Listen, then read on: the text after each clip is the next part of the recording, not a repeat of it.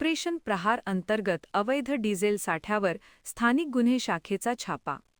माननीय पोलीस अधीक्षक श्री अर्चित चांडक यांच्या निर्देशानुसार सुरू असलेल्या ऑपरेशन प्रहार मोहिमेअंतर्गत माननीय पोलीस अधीक्षक साहेब यांना मिळालेल्या माहितीच्या आधारे स्थानिक गुन्हे शाखा अकोला यांना दिलेल्या निर्देशानुसार दिनांक 3 एप्रिल 2026 रोजी पोलीस स्टेशन बोरगाव हद्दीतील कोळंबी शिवार येथे अवैध डिझेल साठ्याविरुद्ध कारवाई करण्यात आली.